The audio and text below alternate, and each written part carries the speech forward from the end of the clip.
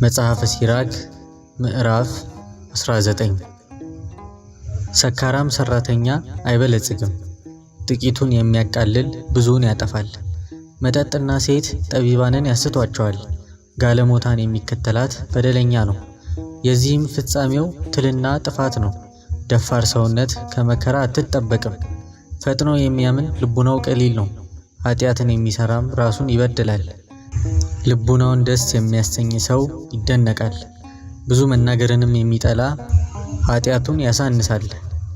የሰማኸውን ቃል አታውጣ፣ አትድገመውም፣ ለዘላለሙ የባሰ አያገኝህም።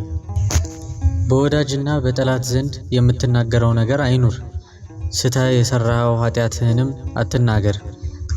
ቢሰማ አይሰውርልህምና እስክትሞትም ድረስ ይጠብቅሃል። የሰማኸውን ቃል አታውጣ፣ ከዚህም በኋላ የሚያገኝህ ክፉ ነገር እንደሌለ እመን። አላዋቂ ሰው የሰማውን ነገር እስከሚያወጣ ድረስ ይቅበዘበዛል። ልጅ የምትወልድ ሴትም በምጥ እንደምትጨነቅ ይጨነቃል። የተወጋ ሰውም ጦሩን ከላዩ ይነቅል ዘንድ እንደሚቸኩል አላዋቂ ሰው የሰማውን ቃል ያወጣ ዘንድ ይቸኩላል።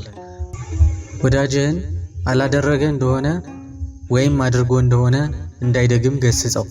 ወዳጅህን አልተናገረ እንደሆነ ወይም ተናግሮ እንደሆነ እንዳይደግም ገስጸው። ወዳጅህን በጥላቻ ነገር ተሰርቶበት ይሆናልና ገስጸው። ከልቡ ሳይፈቅድ የሚሳሳት ሰው አለና የነገሩህን ነገር ሁሉ አትመን። በአንደበቱ የማይሳሳት ማን ነው? ቁጣ ሳይበዛ ወዳጅህን ገስጸው። ስለ እግዚአብሔር ሕግም ቁጣን አሳልፋት። ጥበብ ሁላ እግዚአብሔርን መፍራት ናትና፣ ጥበብም ሁላ ሕጉን ታስጠብቃለችና። እውነተኛና ሐሰተኛ ጥበብ። ክፉን የሚያስተምር ጥበብ የለም፣ ለኃጥአንም ምክር ጥበብ የላትም።